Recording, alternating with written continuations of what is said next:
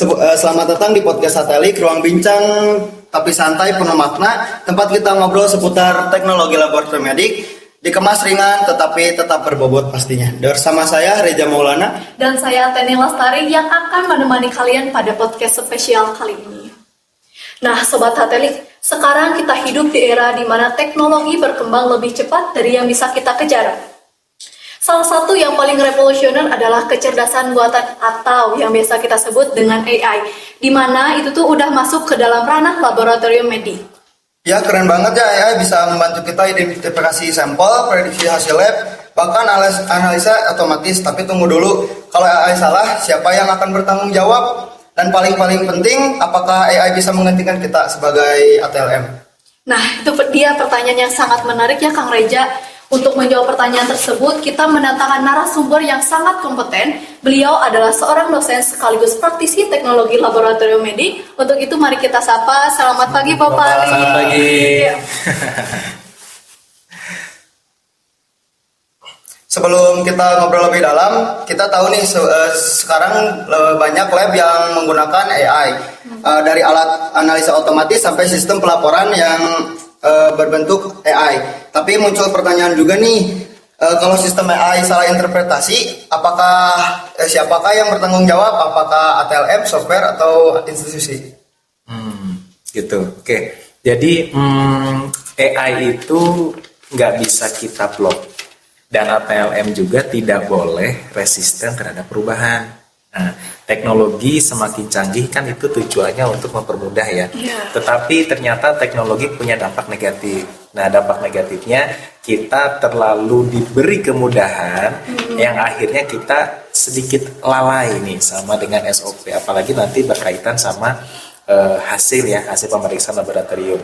Di lab memang AI itu akan menjadi salah satu kunci bagaimana customer itu mendapatkan hasil yang sangat baik, mudah, cepat, tanpa harus datang, bisa dikirim ke rumah, dan seterusnya. Itu akan meningkatkan kepuasan daripada customer.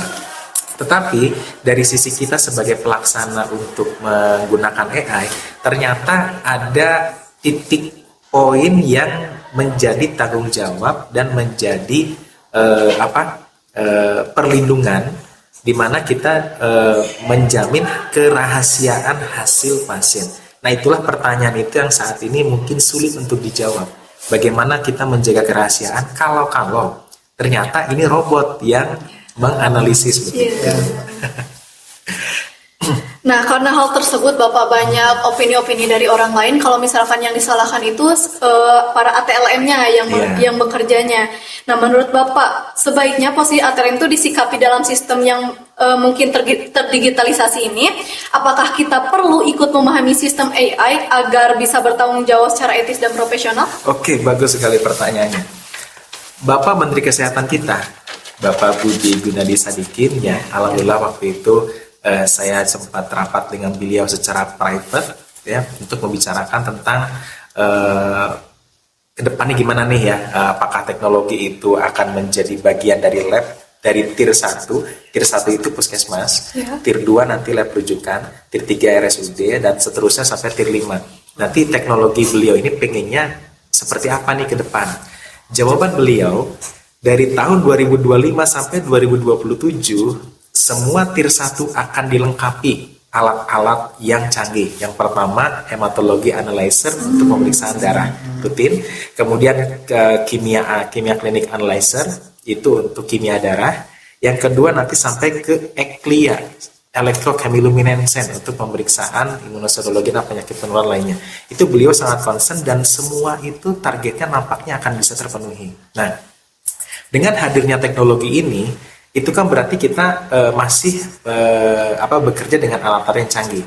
Namun ada satu lagi dalam tanda kutip mungkin software atau dalam tanda kutip aplikasi yang melengkapi ketiga komponen SDM kita manusia, alat untuk mendeteksi dan menganalisis, satu lagi ini yang convert dalam tanda kutip mengumpulkan data, menginterpretasi hasil, analisis dengan algoritma tertentu yang bisa menyimpulkan bagaimana hasil kita berada. Kalau terjadi sesuatu, customer itu kan nggak tahu software ini di mana, aplikasi juga nggak tahu di mana. mau tidak mau yang disalahkan adalah SDM-nya, karena SDM ini yang menginput data awal sehingga nanti aplikasi yang itu akan membaca apa saja yang diinput begitu. Jadi ATLM dalam menyikapi komplainan sekaligus dengan perkembangan teknologi yang masuk ya, itu yang pertama, kita sebagai tenaga kesehatan sudah disumpah untuk menjaga kerahasiaan pasien. Dengan otomatis setiap hasil yang diberikan kepada dilaporkan melalui software tidak boleh kita bocorkan kemanapun. Jika itu kejadian kebocoran dari software, maka ini secara perdata siapa yang berwenang untuk menerapkan software ini. Jadi kita sebagai petugasnya cukup menganalisis, menulis laporan, input ke aplikasi, dan stop sampai di situ. Itu kita sudah menjaga sumpah kita. Tetapi ketika nanti ini ada kesalahan dari sistem, kemudian ada hack misalnya, di hacker gitu ya, tiba-tiba ini muncul nih nama artis bocor, pernah periksa di sini dan seterusnya. Nah itu kan bukan kesalahan kita, itu kesalahan orang lain yang bisa ternyata biosecurity atau security dari si aplikasinya nggak aman. Nah jadi bukan salah sepenuhnya kita, tetapi dalam menanggapi komplain pasien, bagaimana sikap kita? Nah kita harus munculkan empati kepada pasien, tetap minta maaf dan seterusnya. Kita tidak bisa memuaskan pasien. Kita harus memuaskan, walaupun kita bukan alat pemuas ya, tapi kita harus memuaskan pasien segimanapun caranya, gitu. Ya. Lalu Bapak, AI itu kan dalam dunia lab sangat bergantung pada data ya. Betul. Nah, termasuk data hasil pemeriksaan pasien, tapi sayangnya sering terjadi kebocoran yang tadi sudah Bapak sebutkan dan atau penggunaan data tanpa izin untuk pelatihan algoritma yang biasanya digunakan untuk penelitian. Ya, betul. Lalu menurut Bapak, bagaimana cara memastikan agar data pasien yang ada di laboratorium tidak disalahgunakan? Lalu solusi secara umum yang bisa Bapak gunakan ketika hal itu terjadi itu bagaimana?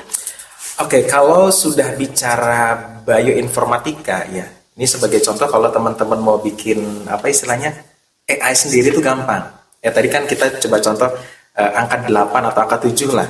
Angka 7 tulisan saya beda sama Mas Reza, sama Teh ini kan beda angka 7. Nanti ketika foto, cepet di foto. Nanti saat filter pertama, ini angka berapa? Kita lihat dulu geratan-uratan awalnya. Filter pertama, nanti filter yang kedua, garis ke sana, bentuk sudutnya. Filter lagi yang ketiga, oh ini hitamnya dari sini. Baru nanti AI bicara ini angka 7. Sebetulnya begitu. Jadi ada beberapa tahap, ya ada tahapannya.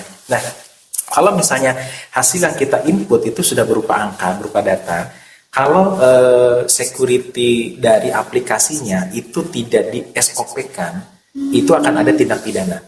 Jadi tindak pidana bahwa angka ini dibocorkan. Nanti kalau teman-teman pernah nggak periksa kesehatan gratis yang programnya Pak Menkes?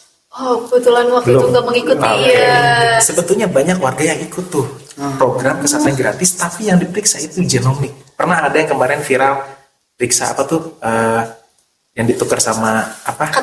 KTP yang dapat 800.000 di Jakarta. Oh iya, tahu. Biomik apa ya saya lupa.